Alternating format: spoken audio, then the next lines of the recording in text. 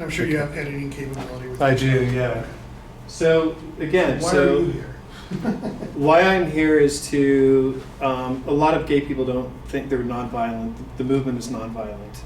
And I think that around Second Amendment rights and defense, I don't think a lot of gay people are educated on how to buy a gun, how to use a gun, how to defend yourself in a scenario where there could be an active shooter like what happened in Orlando, or an intruder, or an attacker on the street. And what the feelings and thought processes are that they need to become aware of so that they're comfortable in self-defense.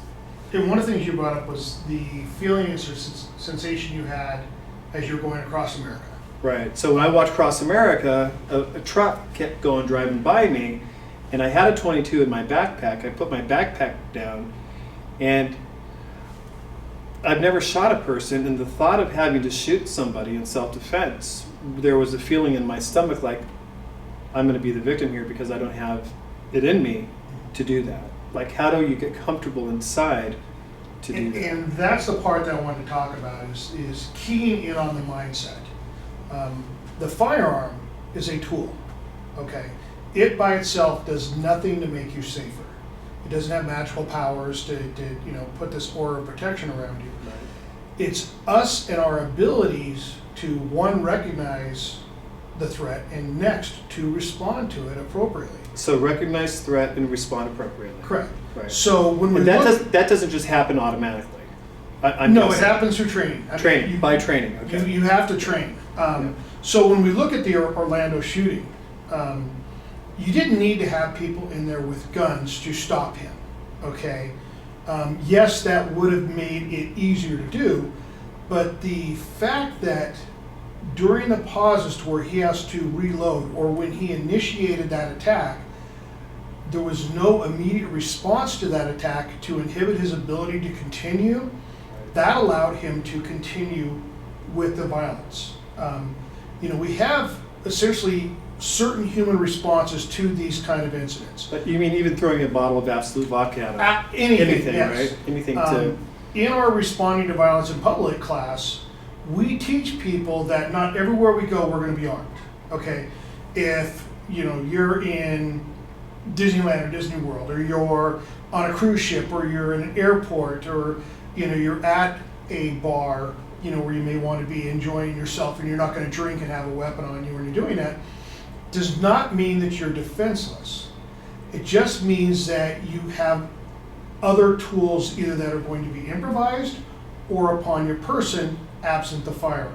Okay, and that's where we need to get people into understanding is it's not the tool as much as it is the mindset in understanding that these things can happen to anyone, anywhere, and we're seeing it across the world. So instinctually recognizing the threat and then having an immediate response to Well, it. it's not instinctive. It's not Okay, instinctive. because there is a difference between intuitive and instinct, right? Something that's instinctive is breathing, blinking your eyes. It's something we're born with.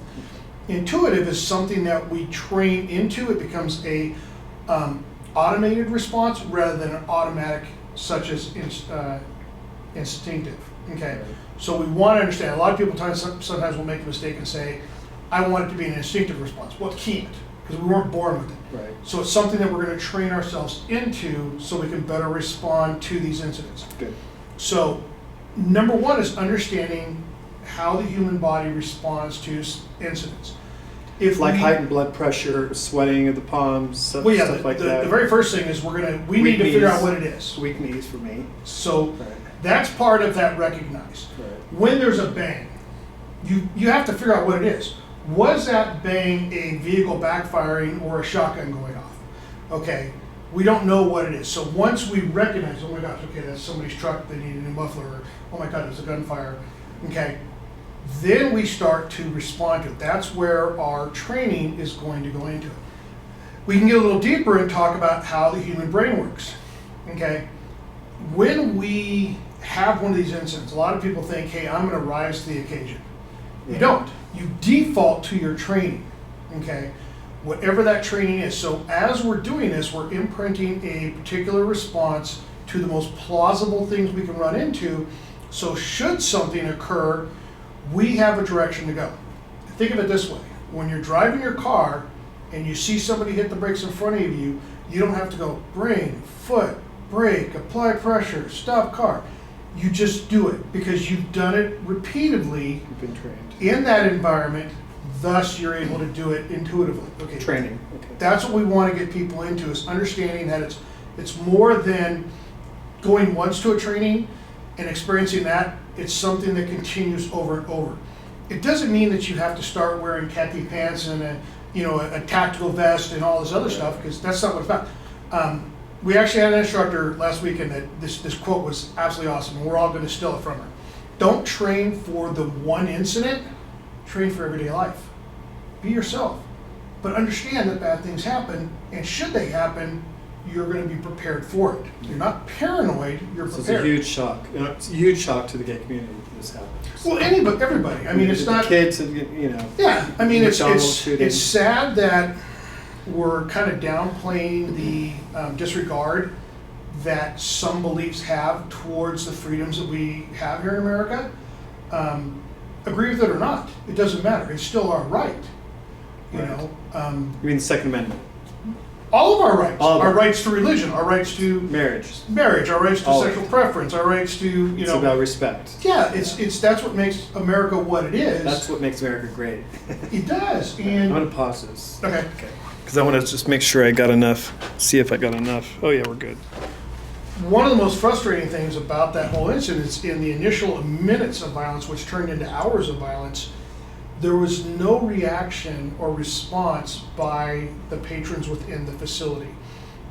They very easily could have overwhelmed him.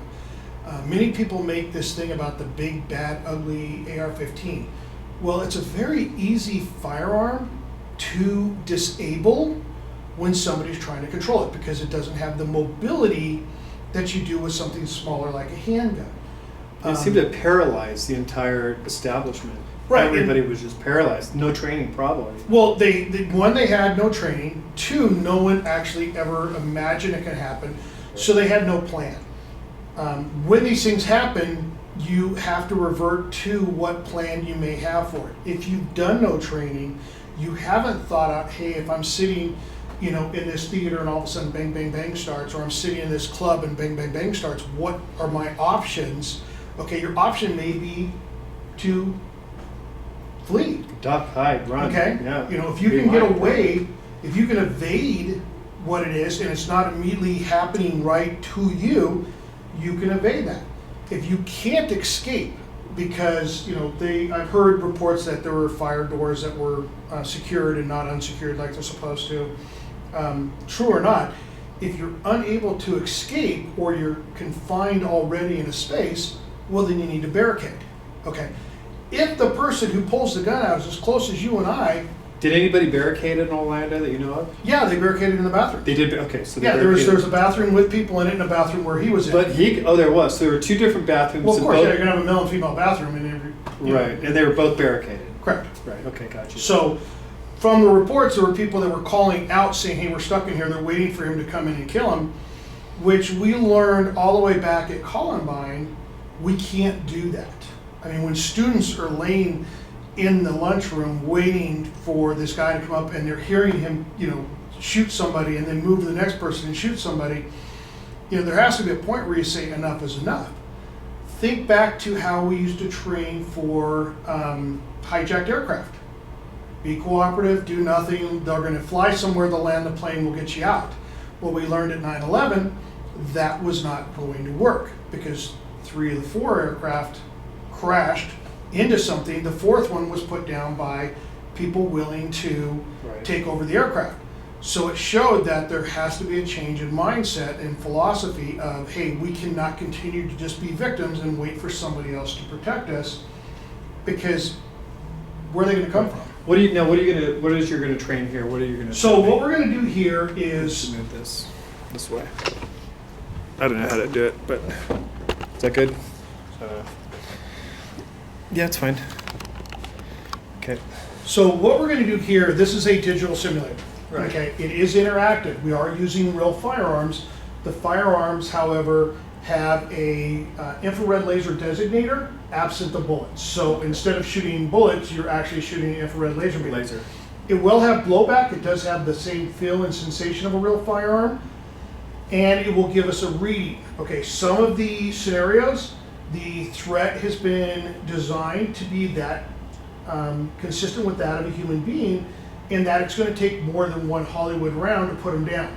Because a normal person can take between 3 and 5 Before they're before they're incapacitated. Okay. If they have determined mindset, they're under the influence of controlled substance, that can be heightened also. So we Like look PCP, at, we've seen that. well, there's lots of things. Right. We've seen in our warriors. Love this. So what we're going to do is we're going to put you into a scenario that's going to expose you to some different things that are going to occur in these incidents. It gives you that opportunity to start developing a plan. Okay. Will this be a scenario that we've seen played out in the news, or is this just something you've created? These are scenarios that have been created by TI Outdoor, based off of things that have happened throughout the country. Now, this is kind of a lower level way of doing it. We also at this facility, which is great, is we have reality-based training, which is the highest level of training, because now you have role players, real guns. My sister did that last night. She went out to a campground, and there was actually a real scenario that she didn't go into details. But, Oh, okay. yeah. Is that what you're talking about? Well, what they are, yeah, I don't know what she did, so I can't say exactly. But here, we have professional role players. You may be sitting in a doctor's office or a theater. You could be in a store, and all of a sudden something happens. Okay, it doesn't change the recognition. It doesn't change the response. Okay, what it does is it lets us experience at a much higher level, at a more of emotional component. So now we're imprinting into that, lizard brain part of our brain, so that should something come up that is similar, we already have that intuitive response. So it's like a 3D video game where I'm sort of placed in the middle of it? Yeah, you're going to be in here, we're going to kill the lights, I'm going to set some things up Okay. that create it kind of in an environmental. I'll give you a storyline at the beginning so you can kind of imagine yourself into it. It's not the same thing as real world, because we don't have real walls and real people And I and don't real smell French fries. we don't have real Gotcha. personal interaction. The interaction will be with the scenario, but it's controlled in that depending upon your behavior, your interaction, I can through tabbing of keys cause it to branch into different directions. Now, there's only so many ways that this can be branched, where in real life we can do all kinds of different things. Right. So we have to go with what it is. But like I said, with the imagination, with the understanding that, hey, it is a scenario, I'm developing a plan, at least now you have something in your Rolodex to say, hey, I have an answer for this. Rather than a big question mark of, oh my God, what do I do? I have no clue what it's Yeah. like to be in an active shooter scenario. So, and I think a lot of my gay friends out there are clueless as well. So hopefully this is. So what I'm going to do is I'm going to set it up. I'm going to put you in one with nothing whatsoever as far as pre-training. Okay. Okay, so you are you today. Just me. Just Right. Casually walking along. Then what we're going to do is we're going to back from that. We're going to give you a little bit of training, a little bit of experience, and let you run through a similar one, because the same one you've already seen, it would be kind of unfair, to see how you take from that previous experience what you've developed and push it into it. Because you said you already carry a firearm, so we're hoping there's some level of I did understanding? briefly. Yeah, I did briefly. Yeah. So. So we'll see how that plays out. Okay, So sounds if you want to cut that and we'll get Yep. Okay.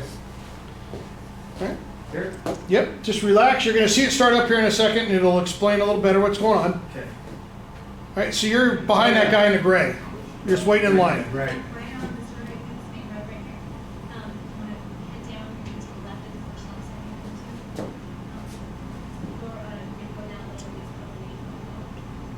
You ever get in line and somebody's trying to give somebody directions? You can go wherever you want. Yeah, I'm in line, right? Yeah, you're just waiting. Okay. Yeah, there's a hole on the ground. I'll be like, come on, man. So you can't do that. You can't do that.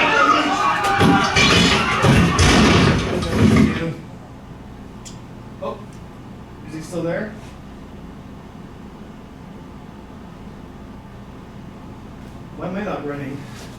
right? I'm gone.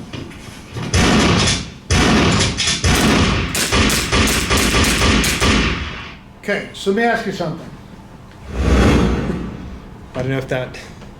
It's okay. So in that scenario, when the shot was fired, what did everybody in the place do? They all ran. Okay, what did you do? I stood there Why? because I had the gun.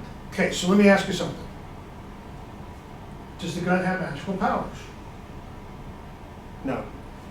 Because you possess a gun, do you believe that all your problems are solved with the gun?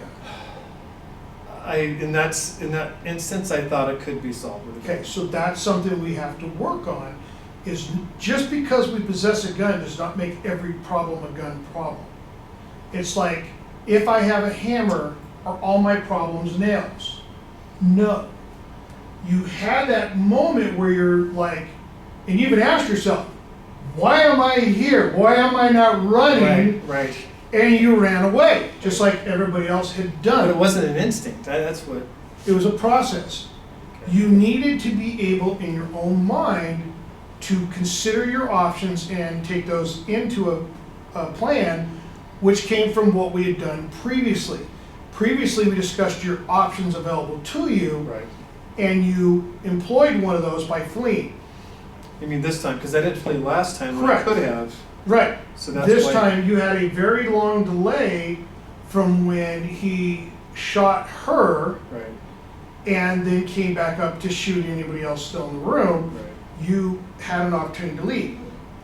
So what we want to do is we want people to understand a gun, simply possessing it does not make all your problems a gun problem.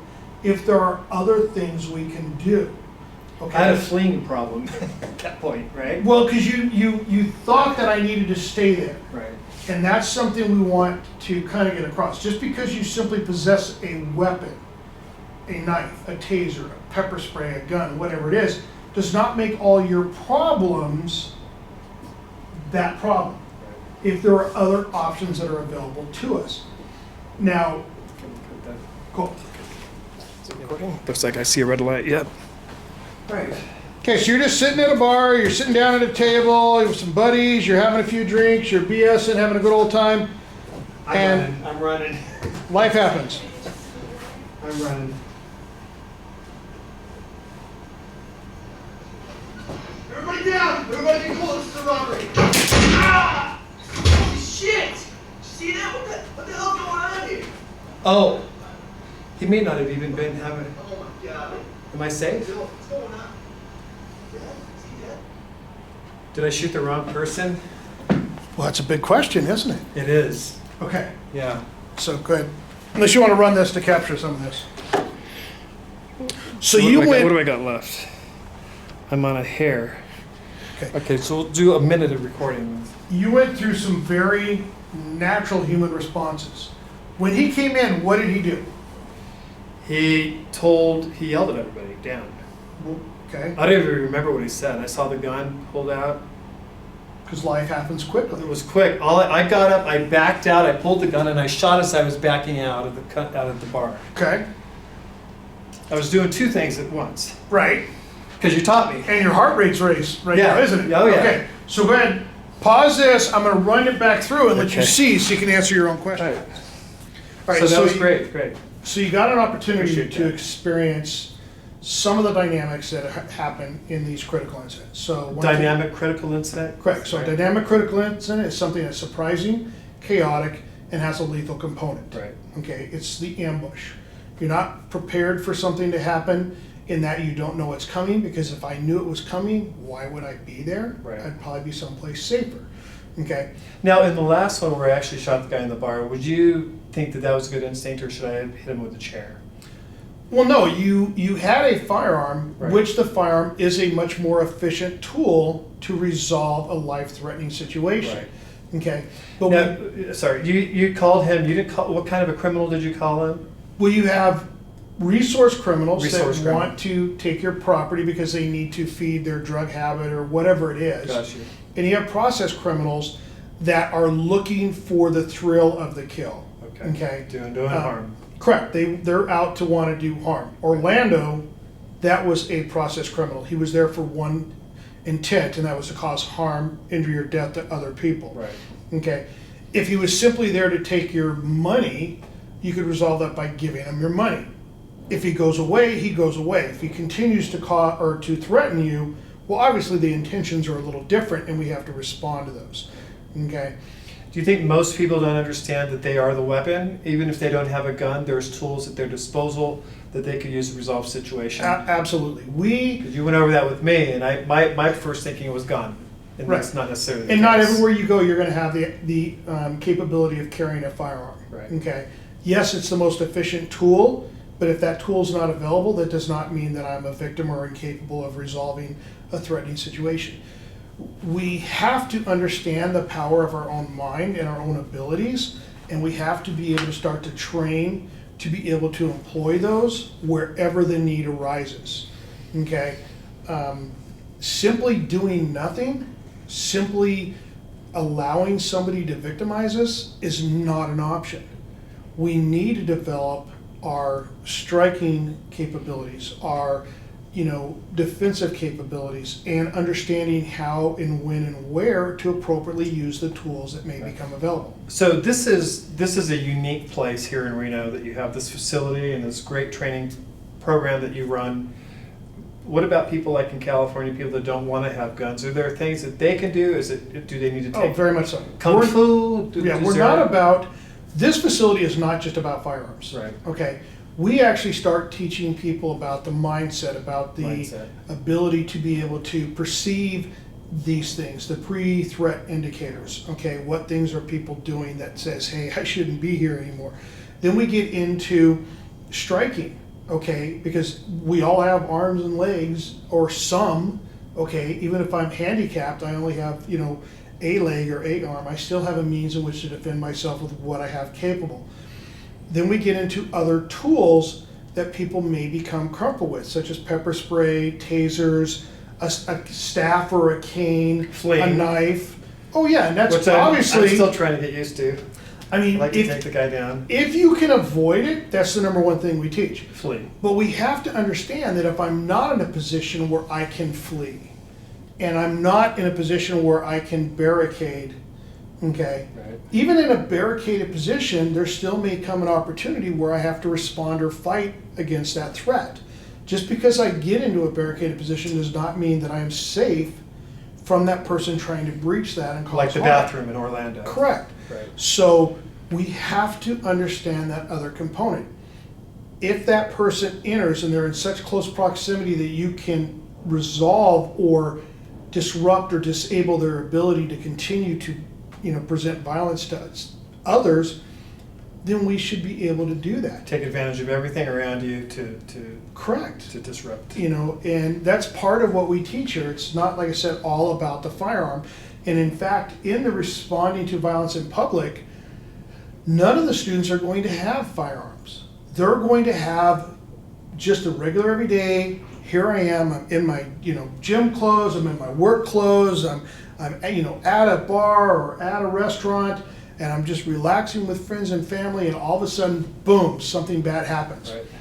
Now we have the means in which to respond to those things and resolve them in a much more efficient manner before continued violence can happen. And that comes with practice. It comes with training. Training. It comes with the mindset, it comes with training, it comes with developing the resources and responses that we need to be able to resolve those I things. appreciate your time. You're very, Thank you very so welcome. much. Yep. Hitting on the straight guys, protesting in the streets, lobbying in Congress and walking in parades. He's gay like hella. He's gay like hella. Oh yeah, yeah. Well, he's a one fine fella, but he's gay